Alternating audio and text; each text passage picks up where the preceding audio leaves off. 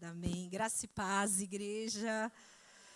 Uma alegria imensa estar de volta. Vocês fazem muita falta, viu?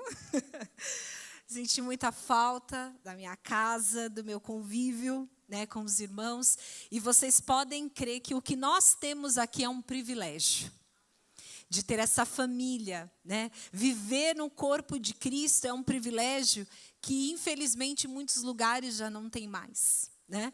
Ou está muito exíguo, né? Pouquíssimos lugares ainda têm essa vida no corpo de Cristo tão forte como nós temos aqui. E certa vez o pastor Marcos comentou sobre isso, né? Às vezes nós temos algumas coisas, nós achamos que elas são banais, que elas são comuns e que elas acontecem sempre. Mas não é verdade. E a gente precisa aprender a ver a beleza de cada coisa que nós vivemos. E eu vou falar um pouco sobre isso hoje, né? O cristianismo, ele é pautado pela beleza. E a gente perde isso, a beleza dos relacionamentos, a beleza do amor entre marido e mulher, pais e filhos, entre irmãos. E isso a gente acaba perdendo porque a gente acha que é comum, é normal. E não é. Creia, não é. É algo extraordinário que acontece a cada dia, né? Então a gente vai falar um pouquinho sobre isso. O Senhor me levou àquele lugar. Eu confesso para vocês que nem imaginava que um dia eu pudesse viver uma experiência tão especial, né? Quem me conhece aqui já acompanha há um tempo, sabe que a minha área de estudo e de pesquisa é a Rússia. Então, já visitei a Rússia algumas vezes, mas a Inglaterra foi realmente uma novidade no meio do caminho. Foi algo que surgiu dentro da minha pesquisa, dentro do que eu faço, do meu trabalho. Mas como o Senhor, ele é sempre extraordinário, e a gente sempre acha que vai para um lugar fazer uma determinada coisa, e quando nós chegamos lá, ele nos leva a viver outras coisas, né?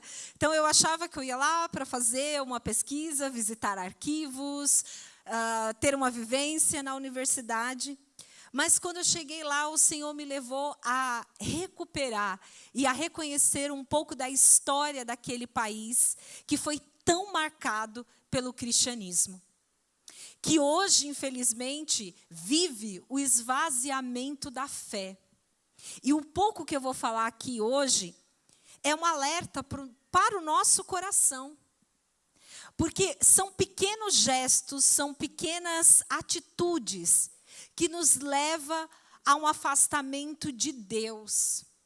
E foi isso que foi acontecendo em termos de nação. Lógico que há igrejas lá, há algumas igrejas brasileiras que têm feito um trabalho, né, muito forte de avivamento, mas que ainda fica muito restrito aos grupos de imigrantes. Mas, glória a Deus, a palavra tem sido pregada. Tive a oportunidade de encontrar, né, alguns missionários na rua que estavam pregando o evangelho, mas de fato é um movimento ainda de uma cultura que se transformou muito fria, muito gelada em relação ao Senhor, aquilo que vem de Deus, né? O materialismo acabou tomando conta dos corações. E o que é mais interessante, e eu conversava com o pastor Euclébio um pouquinho ali antes de começar, é que uma das figuras que foi responsável por divulgar o cristianismo, né, na Inglaterra, o John Wesley, talvez alguns já tenham ouvido falar sobre ele. O John Wesley chegou a fazer um forte sermão dentro da universidade onde ele trabalhava, e isso é muito interessante, a relação muito próxima que o cristianismo tinha dentro das universidades inglesas. Foi algo muito interessante para mim recuperar essa história pessoalmente, porque isso me aponta a caminhos daquilo que nós podemos viver aqui no Brasil, dentro das nossas universidades. E o John Wesley, ele fez esse sermão, que é considerado um dos maiores sermões dele, em que ele alertava a sua comunidade de fé para essa questão do distanciamento. Ele, como um homem que abriu mão da própria vida e dos recursos. John Wesley era um homem rico, era um homem que tinha posses. E ele dizia que o que ele tinha não era dele.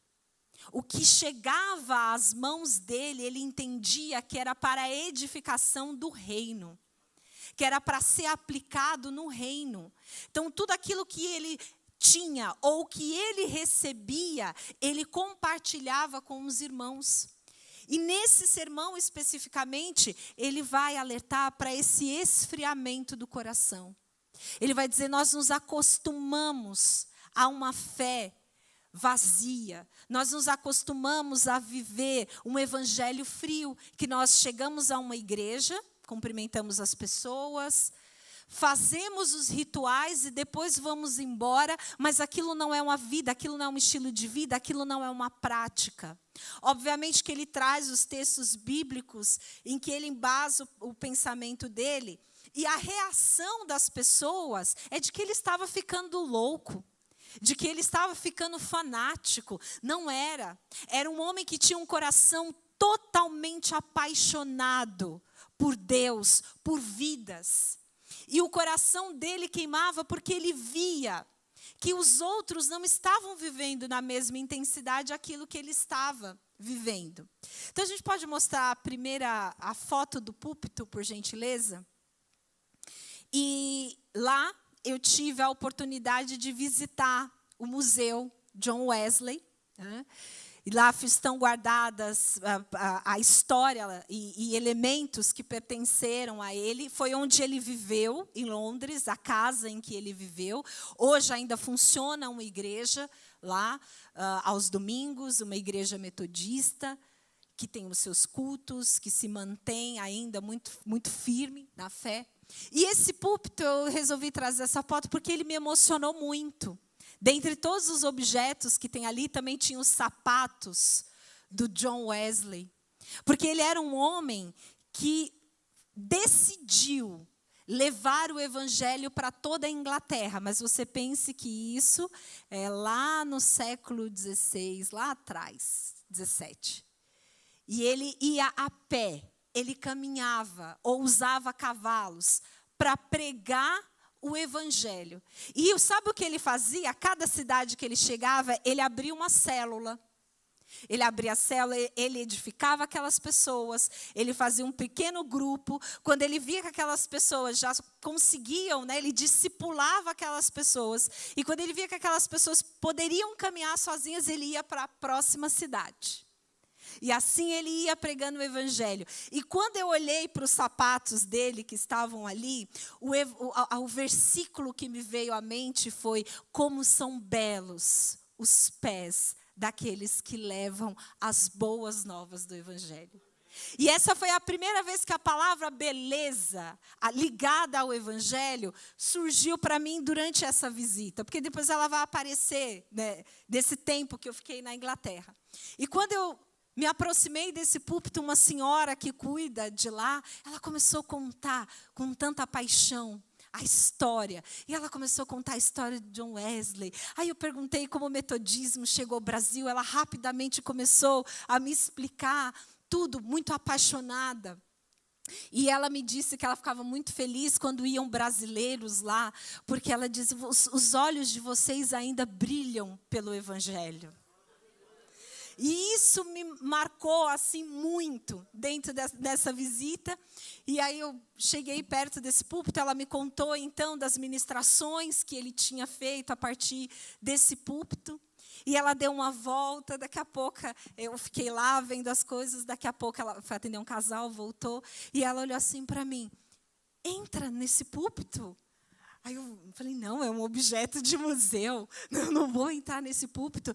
Ela falou assim: não, entra, é especial. E eu entendi que ali o Senhor estava marcando algo no meu coração. Era o começo de algo novo que Ele queria falar ao meu coração. E eu entrei ali, né, fiquei muito feliz. E a partir dali o Senhor começou a me levar a viver pequenas experiências, a ouvi-lo, né? Eu acho que isso tem o lado bom de você ficar sozinho em alguns momentos, porque nós somos tão atropelados por situações, pelas notícias, por tantas coisas, e às vezes a gente acaba não ouvindo a Deus. E enquanto eu pensava sobre essa questão da beleza, dos pés que são belos, que levam as boas novas, eis que, durante a minha pesquisa, eu descubro que o autor que eu estava estudando ali, o autor brasileiro, ele foi aluno do C.S. Lewis. Sabe as Crônicas de Nárnia? Ele foi aluno do C.S. Lewis. E aquilo eu falei, nossa, né, nunca havia parado para imaginar isso. O C.S. Lewis tinha sido tutor de língua inglesa, só para vocês saberem quem é o escritor, é o Vinícius de Moraes. E comecei a pesquisar, então, porque era algo do meu interesse. E isso me levou a acompanhar a história desse segundo homem.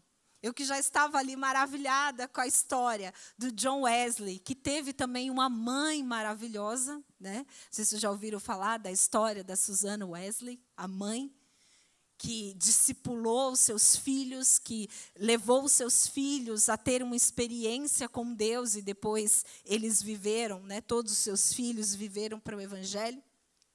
Então, eu fui recuperar, nesse processo, a história do C.S. Lewis. E aí eu tive a oportunidade de visitar a universidade que o C.S. Lewis trabalhava, que foi onde ele conheceu o Evangelho, que é o Magdalen College, que fica em Oxford. Você pode colocar a foto do prédio? Isso. Esse prédio era onde ficavam os quartos dos professores. Funcionava, até hoje funciona como uma espécie de internato. Uma parte dos alunos vivem dentro da universidade, eles não saem da universidade, e também ficavam os escritórios. E o C.S. Lewis, para quem não conhece a biografia dele, ele era um ateu, realmente tinha verdadeira aversão a tudo aquilo que se dizia sobre Deus. Ele não vinha de um lar, ao contrário do John Wesley, ele não vinha de um lar em que ele conhecesse o Evangelho, apesar da família da mãe, salvo engano, ter algum tipo de contato com o Evangelho. Ele não cresceu em nenhuma fé. Então, ele, um homem inteligente, torna-se professor, então, da Universidade de Oxford, que até hoje é uma das universidades mais reconhecidas do mundo. E ali ele conhece alguns professores que já eram cristãos. E dentre esses professores, tem um especial que é o Tolkien. Sabe o Senhor dos Anéis? Ele escreveu o Senhor dos Anéis. E por que eu estou citando esses livros? Porque isso nos mostra que a arte, ela vem de Deus. A criatividade humana, ela vem de Deus. Nós, que abrimos mão, nós como cristãos, que abrimos mão de ocupar esse espaço que nos é devido. Você já parou para pensar na criação? Tudo que Deus fez, e aí de novo me veio a ideia da beleza. Quando eu viajo para o interior, eu gosto de ficar olhando o verde. Vocês já pararam para pensar na quantidade de tons de verdes que existem na natureza? Nós somos filhos de um Deus criativo, que gosta de arte, que gosta de beleza, né? E esses homens usaram o talento que eles tinham para trazer verdades do Evangelho, para trazer imagens do Evangelho. E a amizade entre o Tolkien e o Lewis vai gerar um laço de irmandade. E nessa convivência, e daí a importância da gente caminhar com pessoas, as verdades absolutas do ateu C.S. Lewis começam a se romper. E ele começa a entrar numa profunda crise, né, nesse processo, até que um dia ele é obrigado a reconhecer que existe um Deus. E ele vai dizer isso na autobiografia dele, chamado Surpreendido pela Alegria. Olha que coisa mais linda. A conversão dele, o reconhecimento de que existe um Deus para ele, foi o reconhecimento de uma alegria absoluta. Meu irmão, o evangelho trouxe alegria para a sua vida? A gente não pode dizer que é cristão, que passou por uma experiência de fé, de um novo nascimento, e a gente continua vivendo uma vida triste, cabisbaixa. Como já foi profetizado aqui, os problemas vão existir, nós cantamos isso. Os problemas vão existir, as dificuldades vão existir, mas você tem a alegria da salvação. Quando ele fala sobre isso, né, surpreendido pela alegria, ele traz esse título para a autobiografia, é exatamente isso que ele vai entender. Ele vai entender, a vida não fazia sentido sem a existência de um Deus que me ama e que eu posso ter esperança no amanhã. E aí eu separei só um trechinho da autobiografia que sintetiza toda essa vivência dele. E ele vai dizer, o leitor precisa imaginar-me sozinho naquele quarto em Magdalene, aqui. Então imaginem ele aqui.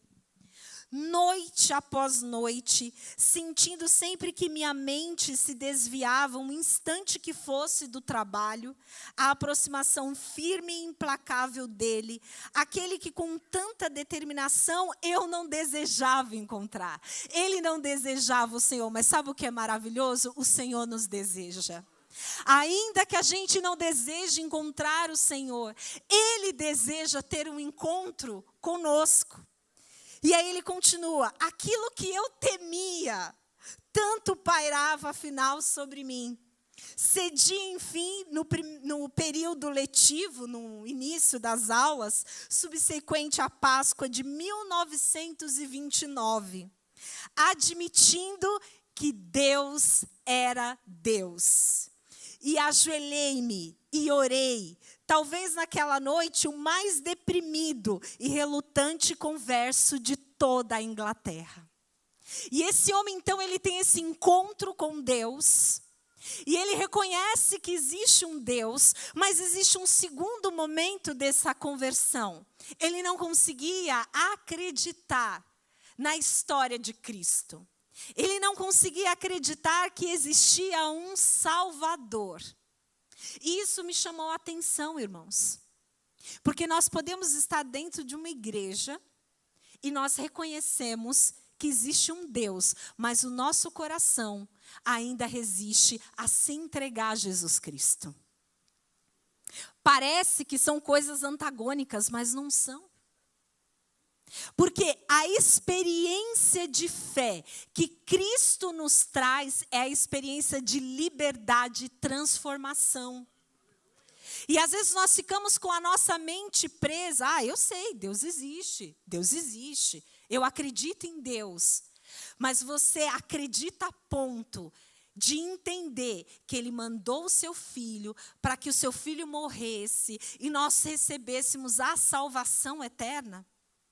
Esse era o dilema do Lewis. E ele vai dizer o seguinte, não, isso é um mito, como qualquer outro mito. E aí o Tolkien novamente vai conversar com ele, vocês podem colocar a próxima foto. Eles vão ter uma conversa num jardim que fica dentro da universidade. Esse é o portão do jardim.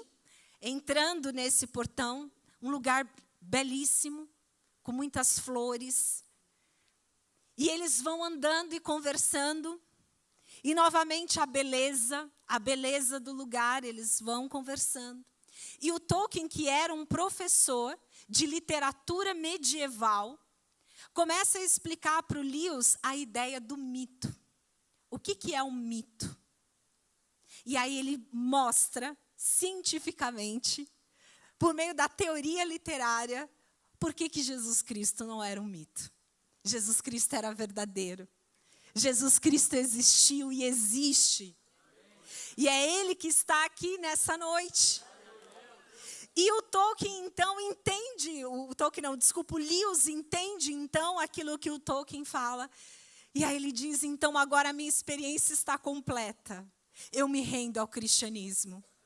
E aí ele tem livros maravilhosos falando sobre o cristianismo, que eu particularmente mais gosto, é o Cristianismo Puro e Simples. E que ele vai falar, de novo, sobre a beleza do Evangelho de Cristo nessa terra.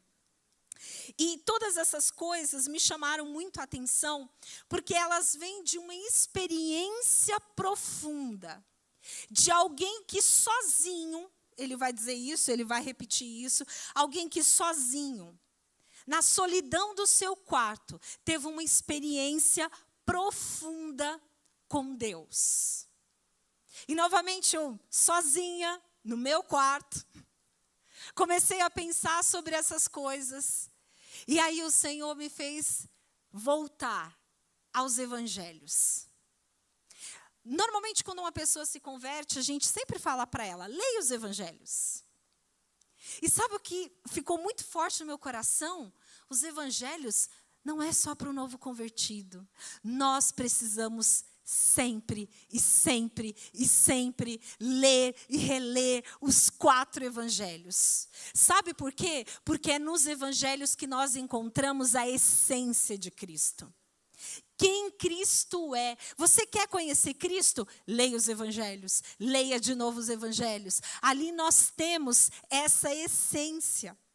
E quando eu estava ali relendo os evangelhos, eu vi a grande oportunidade que nós temos nos evangelhos de ver como Jesus Cristo se relacionava com o Pai.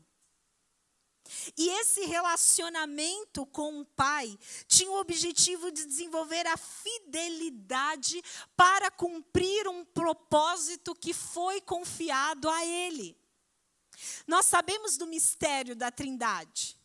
Jesus faz parte da Trindade, mas Jesus, enquanto homem, enquanto esteve na terra, ele precisou buscar a face do Pai e desenvolver um relacionamento com o Pai.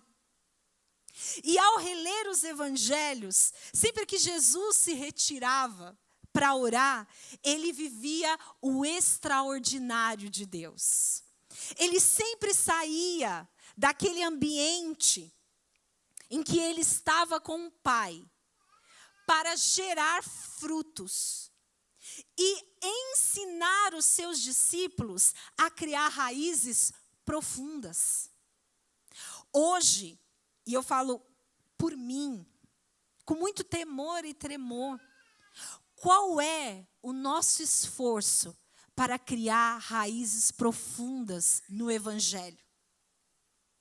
Nós estamos habituados a ir à igreja. Aceitamos Jesus, nos batizamos, e é maravilhoso tudo isso, é maravilhoso. A vida em comunhão na igreja local é um grande privilégio, como eu falei para vocês.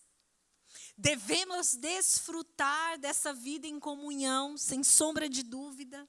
Aqui nós aprendemos, exercitamos elementos profundos do cristianismo para que a gente possa propagar lá fora, porque o objetivo não se encerra aqui, ele precisa ser levado para fora.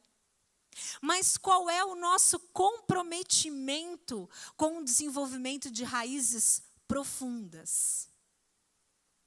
E eu posso dizer para vocês, raízes profundas, elas se criam no silêncio. Alguém vê a raiz de uma árvore crescendo? A gente não vê. Porque nós estamos vivendo um momento geracional que tudo vai para as redes sociais. Não tem problema nenhum a gente colocar, né, tem a prática de colocar o devocional, coloca o versículo e etc. Mas o quanto isso é profundo. O quanto isso realmente revela uma raiz que está se alimentando e crescendo com força, com sabedoria. Quando nós vivemos esse tipo de experiência, nós cultivamos essa vida de intimidade. E aí me veio uma frase que eu até anotei aqui. Nós aprendemos a nos retirar para permanecer. Quando eu me retiro para estar sós com meu pai, para ouvir o meu pai, eu estou permanecendo firme na obra da cruz. Eu estou permanecendo firme no propósito e no chamado. E sabe o que isso nos leva? Não é qualquer vento, não é qualquer assunto, não é qualquer história que vai nos desviar deste caminho. Porque nós temos um foco, nós temos um propósito. E aí de novo me veio a ideia da beleza. Existe uma beleza do encontro com Cristo, do noivo com a noiva, que mantém o nosso compromisso com a palavra. O noivo deseja estar com a noiva e a noiva precisa desejar estar com o noivo. Foi uma palavra de compromisso e de amor empenhada. Os que são casados aqui, quando empenharam a sua palavra do casamento, você não ansiava estar com o seu noivo, com a sua noiva, fazer planos. Como vai ser o nosso futuro? Como é que vai ser a nossa casa? Como é que serão os nossos filhos? Quais serão os nomes dos nossos filhos? Ei, o noivo quer sonhar com você. O noivo tem um sonho para essa igreja na terra e ele quer compartilhar com você. Filho, eu quero alcançar nações, eu quero alcançar pessoas, eu quero salvar vidas. Eu quero alcançar a sua vizinha. Leva uma palavra para aquela pessoa que está triste. Mas eu só posso ouvir aquilo que o noivo tem a me dizer se eu parar para ouvir o noivo. Para estar com o noivo. E o Senhor, se nós olhamos na história, Deus sempre ansiou por se relacionar com o homem. Lá no Éden, o que o Senhor fazia? Às tardes. O que ele fazia? Ele ia encontrar o homem no Éden. No jardim bonito, como o Tolkien e o Lewis caminhando. O Senhor queria ter esse encontro com o homem. E o pecado impossibilitou, por um tempo, que esse contato pudesse ser direto. Aí vem o belo, o perfeito, Jesus Cristo. E ele se torna esse jardim pelo qual nós podemos nos relacionar com Deus hoje. É esse jardim de beleza que ele quer estar conosco. Ouvir a nossa voz, aquilo que nós temos a dizer para ele. E se Deus era assim lá no Éden, ele continua. Ele não muda, a sua natureza é imutável. Ele continua desejando ter um relacionamento comigo e com você. A pergunta que nós temos que fazer ao nosso coração é: eu também desejo esse relacionamento? Eu também anseio por estar com o noivo? Eu também anseio por ouvir o noivo, aquilo que ele tem a me dizer? E o que eu acho lindo nos evangelhos é a coerência de Cristo. Aquilo que ele falava e aquilo que ele vivia. Aquilo que ele falava, aquilo que ele vivia. No Sermão da Montanha, quando ele vai apresentar publicamente o seu ministério, o que ele veio fazer.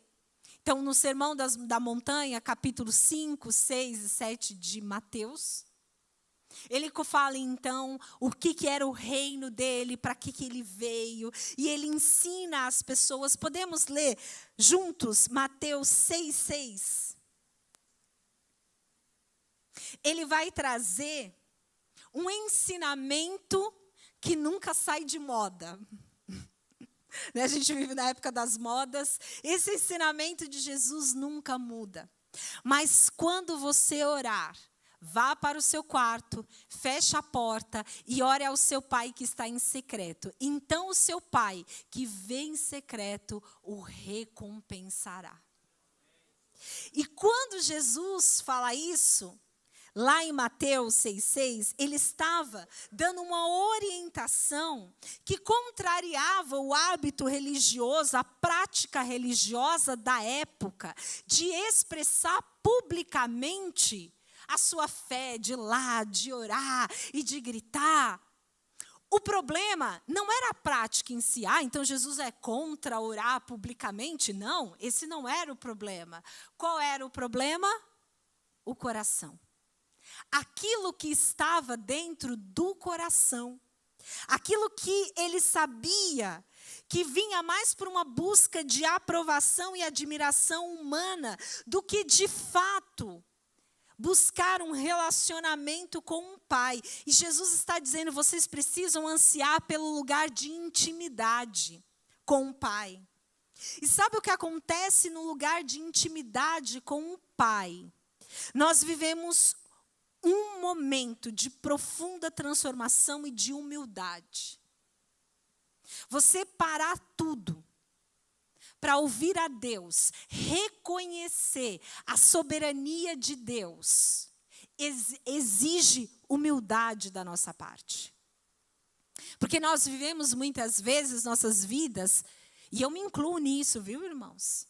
Como pequenos deuses, que consultamos ao Senhor em último caso, em último item da lista. Quando o Senhor diz a prioridade é estar comigo. A prioridade é me ouvir. E nesse lugar de intimidade, quando nós fechamos a porta do nosso quarto, nós rasgamos o nosso coração, nós largamos a aparência e aí sim nós nos permitimos ser profundamente tocados. Aquilo que aconteceu com o Lius, que ele diz, eu estava sozinho. E eu fui obrigada a reconhecer o que eu mais temia. Ter que dizer para as pessoas que existe um Deus.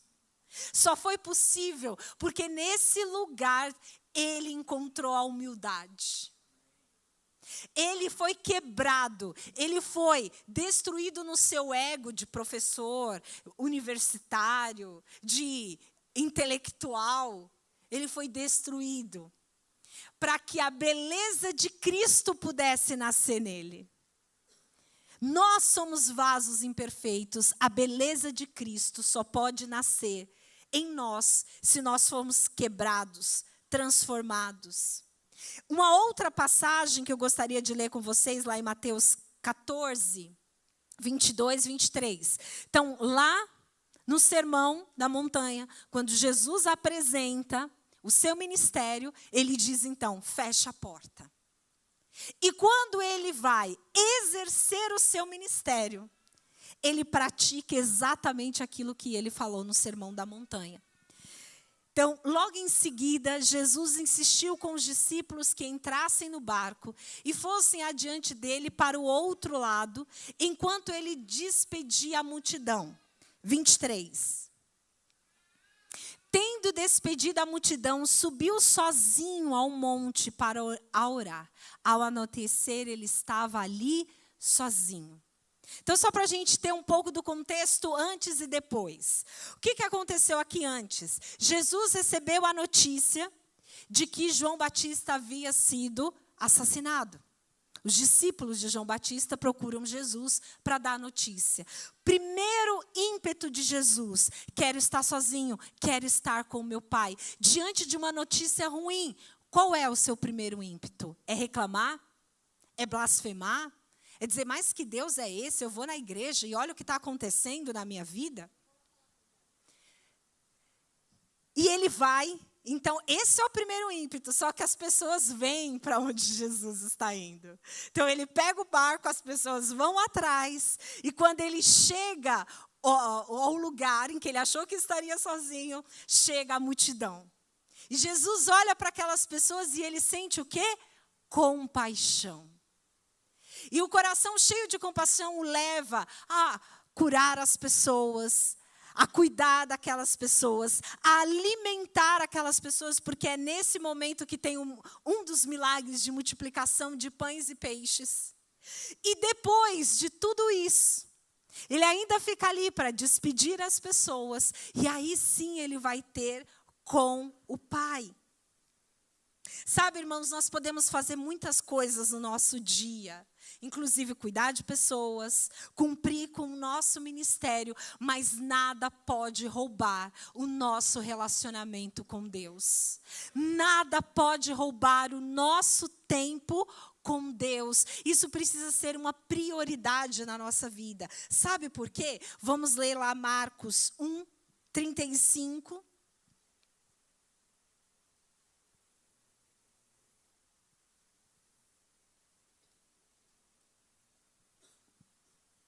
De madrugada, quando ainda estava escuro, Jesus levantou-se, saiu de casa e foi a um lugar deserto e ali orava. Próximo, vamos até o 38. Simão e os que estavam com ele foram procurá-lo. E ao encontrá-lo, disseram: todos estão te procurando.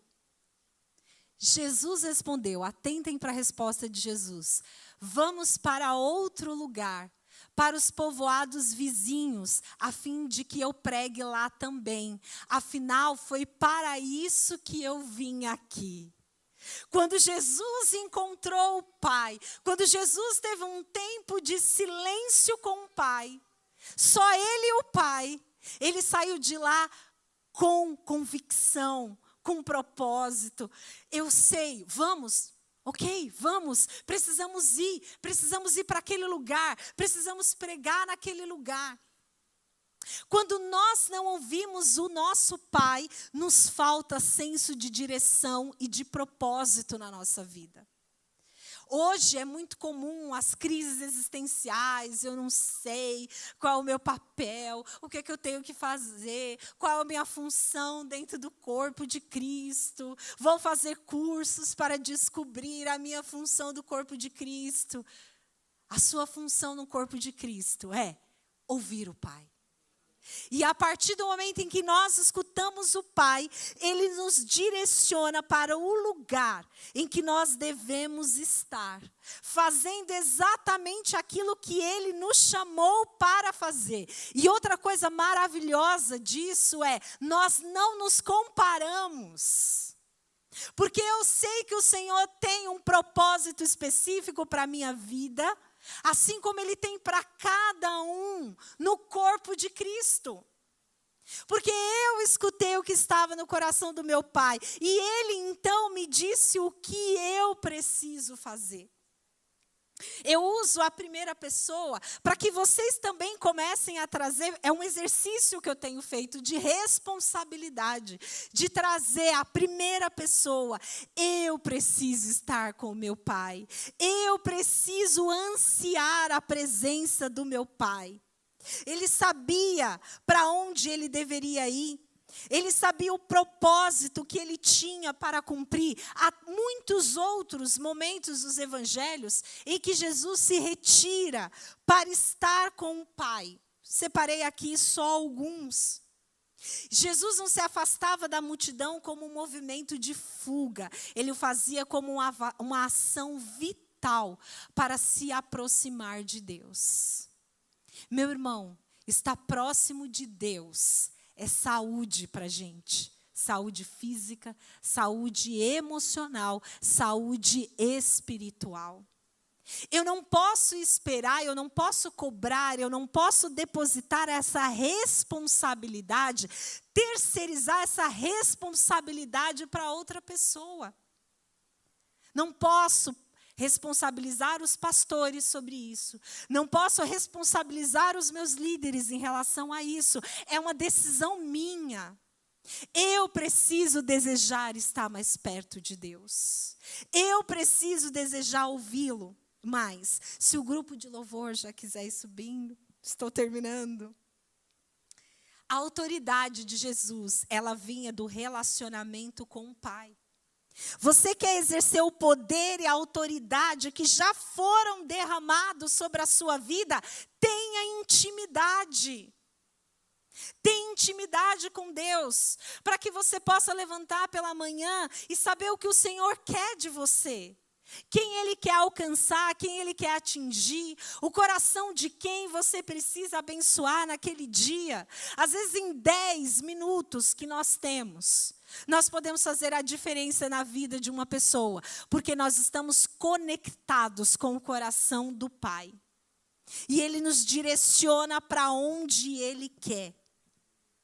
A pergunta que deveria guiar os nossos corações e que gritou para mim esses dias é: como lidar com o meu tempo?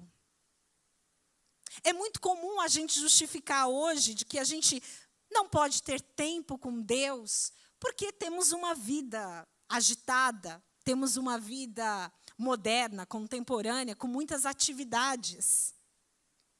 Porém, a plenitude com Deus só ocorre quando Cristo vive em nosso interior. Não tem como eu viver uma vida de plenitude que Ele já conquistou na cruz. Eu vim para que vocês tenham vida e a tenham em abundância. Se nós não estamos vivendo abundantemente aquilo que Jesus conquistou na cruz, eu preciso fazer um check-in no meu coração. Eu preciso ouvir mais os segredos do coração de Deus. Mas tudo isso requer de nós também seriedade e maturidade. Nunca se ouviu tanto: Deus me disse, Deus falou comigo, Deus mandou eu fazer tal coisa. Será? Porque para ouvir a voz de Deus, para ter discernimento da voz de Deus, eu tenho que ter relacionamento profundo com Deus. Um exercício muito bom para o meu coração é ouvir a voz de Deus. Primeiro, o homem espiritual discerne todas as coisas. Segundo, na multidão de conselheiros há sabedoria.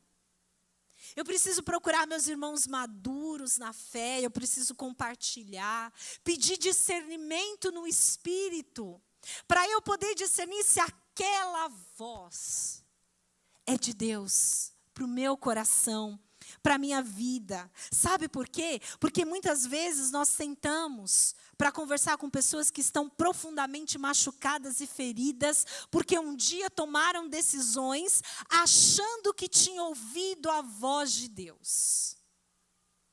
E sabe, irmãos, a Bíblia diz que o nosso coração é enganoso. Eu sempre brinco que as minhas experiências com Deus são experiências de não. 99% do meu desejo, da minha vontade, que eu apresentei para Deus, a resposta foi não. E sabe por quê? A Bíblia me diz: eu é que sei os planos que tenho a seu respeito, são planos de paz e não de mal. Os meus planos são maiores e melhores do que os seus. E simplesmente nós tomamos decisões na vida sem ouvir esses planos maiores e melhores. Nós precisamos aprender que a palavra de Deus, ela é soberana sobre todas as coisas. Todas. Não são opiniões humanas que vão moldar o meu relacionamento com Deus. O Senhor me livre de ter opiniões humanas moldando o meu relacionamento com Ele. Eu preciso ser moldada pela palavra de Deus. É o meu relacionamento com a palavra de Deus. Eu sou o que a Bíblia diz que eu sou. Não é porque o mundo relativiza a Bíblia hoje que nós vamos relativizar a Bíblia. E sabe quando a gente relativiza a Bíblia? Quando eu simplesmente ignoro aquilo que a Bíblia diz para fazer aquilo que eu acho que deveria ser feito. Eu relativizo a palavra de Deus. Que uma pergunta possa ficar no nosso coração. Será que minha rotina está ocupando demais a minha vida a ponto de deixar pouco tempo para Deus? Essa pergunta, irmãos, me constrangeu tanto. Tanto. Quando essa pergunta veio à minha mente, eu creio inspirada pelo Espírito. Porque nós somos muito bons em cumprir tarefas. Muito bons em cumprir tarefas. Foi aquilo que o pastor falou agora há pouco, ele nos ensinou. As mulheres, elas são proativas. Nós somos boas em cumprir tarefas. Agora, quando Jesus fala, ei, vem cá, eu quero te dar a boa parte. Eu quero que você receba a boa parte. Nós estamos preparados para receber a boa parte? Então, irmãos, vamos ficar em pé nessa noite. Que o Espírito Santo possa agora sondar os nossos corações. Aqui nós temos homens e mulheres sinceros, desejosos de viver um relacionamento profundo com Deus. Se você não sabia como fazer isso até hoje, peça ao Espírito Santo. Peça ao Espírito Santo que te capacite, Senhor, me ajuda a ouvir tua voz. Pai, revela a tua palavra ao meu coração.